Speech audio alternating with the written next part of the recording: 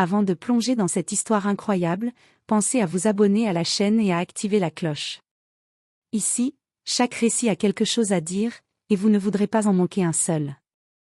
Dans les ruelles étroites et bruyantes de New York, Elise marchait la tête haute, mais le cœur lourd. Aux yeux de son mari, Jonathan, elle n'était rien d'autre qu'une épouse ordinaire, une femme sans ambition, sans charme particulier et incapable de l'éblouir.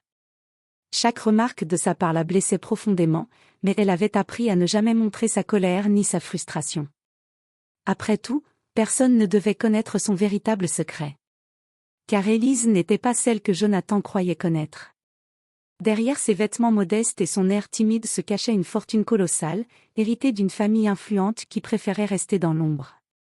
Elle possédait des entreprises à travers le monde, des comptes bancaires que même son mari ne pouvait imaginer et une liberté financière que beaucoup envieraient. Mais elle ne cherchait pas à l'exhiber, pas encore. Jonathan, lui, se complaisait dans son mépris. Il la critiquait pour son apparence, sa naïveté supposée et sa manque de culture. Il ignorait que chaque mot cruel qu'il prononçait la rapprochait d'un plan silencieux, minutieusement préparé depuis des années. Car Elise avait compris une vérité simple, le pouvoir ne se montre pas, il se garde, et un jour, elle le ferait payer pour chaque humiliation. Mais pour l'instant, elle souriait, encaissait les insultes et continuait à jouer son rôle. Car dans cette maison, rien n'était ce qu'il semblait, et bientôt, Jonathan découvrirait que sa femme, celle qu'il croyait faible et insignifiante, tenait entre ses mains les clés d'un empire dont il n'avait jamais rêvé. Jonathan ne pouvait s'empêcher de lancer des regards méprisants à sa femme chaque matin. Dans le salon lumineux de leur appartement new-yorkais, il s'installait dans son fauteuil préféré avec un air de supériorité. Elise, elle, préparait son café en silence, consciente que le moindre mot pourrait déclencher une scène inutile. « Tu as mis trop de sucre encore une fois », dit-il avec une pointe de sarcasme. « Peut-être », répondit-elle calmement, comme si cela ne la touchait pas. Pour Jonathan, ce n'était jamais assez. Il ne voyait pas la patience qui brûlait dans les yeux de sa femme, ni la force tranquille qui la faisait sourire malgré son mépris. Pour lui, Elise n'était qu'une épouse ordinaire, une femme sans opinion, sans ambition et docile. Mais ce qu'il ignorait, c'est qu'Elise jouait un rôle. Depuis des années, elle avait appris à dissimuler sa vraie nature. À l'extérieur, elle était cette femme apparemment fragile et sans prétention, à l'intérieur, elle était une force que même les plus puissants respecteraient. Elle possédait des entreprises prospères, des investissements intelligents et une richesse qui aurait pu écraser Jonathan en un clin d'œil. Pourtant, elle attendait le bon moment pour révéler son pouvoir. Ce matin-là, après le petit déjeuner, Jonathan partit pour son travail avec ses éternels reproches. Elise resta seule dans l'appartement silencieux. Elle se dirigea vers son bureau secret, caché derrière une bibliothèque pivotante, et ouvrit un ordinateur dernier cri. Sur l'écran s'affichaient ses comptes, ses actions et ses propriétés à travers le monde. Tout ce qu'elle possédait, Jonathan ne le soupçonnait même pas. Alors qu'elle parcourait ses investissements, un sourire discret se dessina sur ses lèvres. Elle se souvenait de chaque humiliation, de chaque remarque cruelle. Elle savait que le jour viendrait où elle inverserait les rôles. Et ce jour-là, Jonathan ne serait plus jamais le maître. Pour l'instant, cependant, elle continuait son jeu, observant le monde extérieur avec calme et discrétion, sachant que chaque sourire qu'elle offrait au mari qui la méprisait n'était qu'un masque, et que sous ce masque, le véritable pouvoir attendait son heure. Les jours suivants, Jonathan continuait de sous-estimer sa femme. Il parlait à ses collègues de sa douce et naïve Elise, se vantant de sa supposée supériorité intellectuelle. Mais Elise, derrière son sourire discret, observait tout. Chaque mot, chaque geste de mépris nourrissait son calme apparent et son plan silencieux. Un soir, alors que Jonathan était invité à un dîner d'affaires important, Elise décida de sortir elle aussi, mais pas pour l'accompagner. Vêtue d'une robe élégante, accessoire subtil de sa vraie identité, elle se rendit à une galerie privée où se retrouvaient les investisseurs et magnats de la ville. Là, personne ne la connaissait comme la femme ordinaire de Jonathan. Tous voyaient Elise pour ce qu'elle était réellement, une femme influente, brillante et puissante. Les investisseurs la saluaient avec respect, certains même avec une pointe de révérence. Les discussions qu'elle avait sur les affaires et les stratégies financières révélaient une maîtrise que Jonathan n'avait jamais soupçonnée. En rentrant chez elle, Élise savait que chaque rencontre, chaque petit geste dans ce monde caché renforçait sa position. Elle commençait à semer, subtilement, les graines de ce qui allait bientôt surprendre son mari.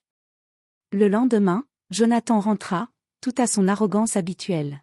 « J'ai encore impressionné mes collègues ce soir », dit-il en s'installant dans le fauteuil. « Et toi, qu'as-tu fait ?»« Oh, juste quelques rendez-vous », répondit-elle calmement, laissant volontairement le vague planer.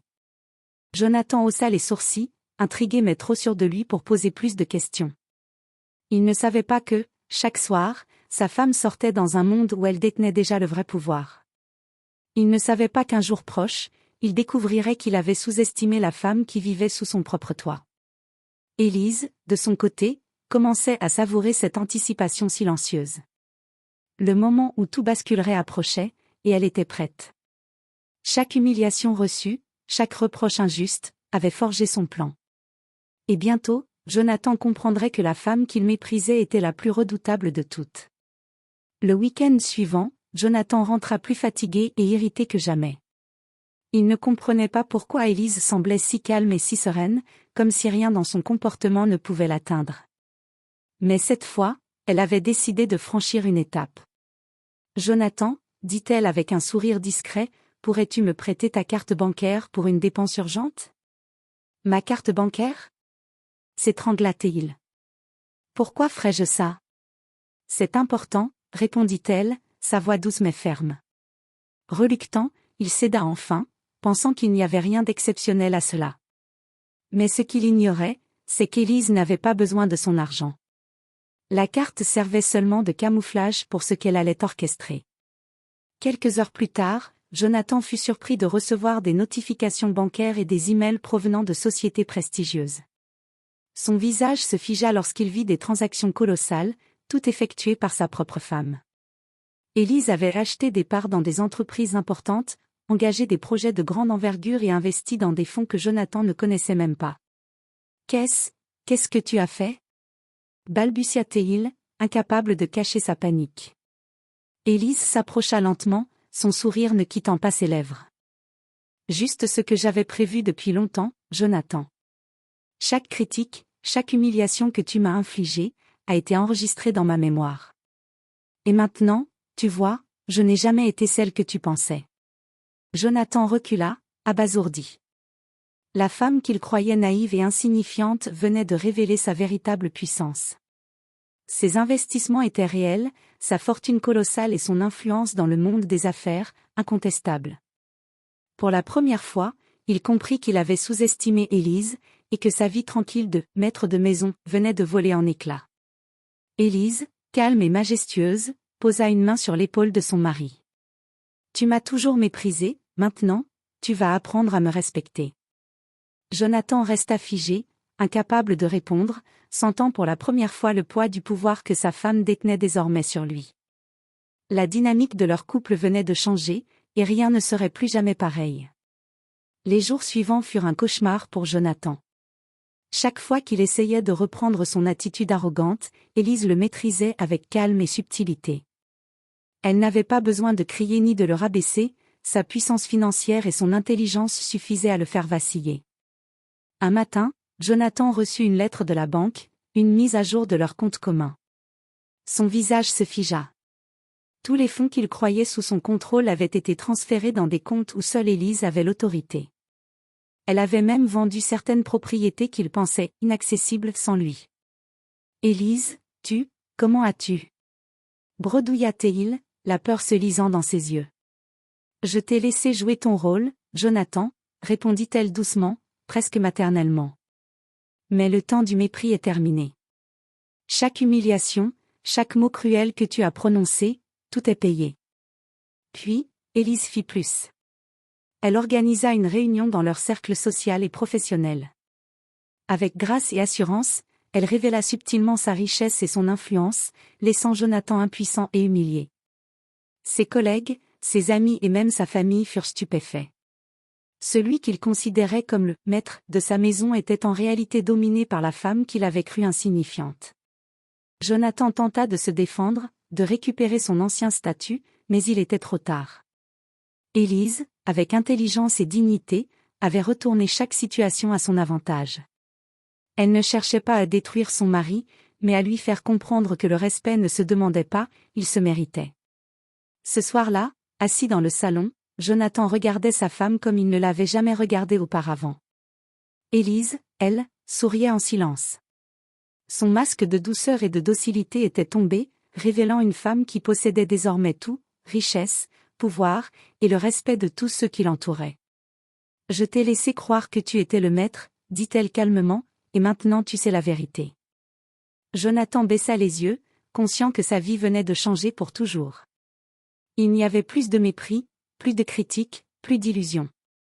Élise avait gagné, et elle le savait parfaitement.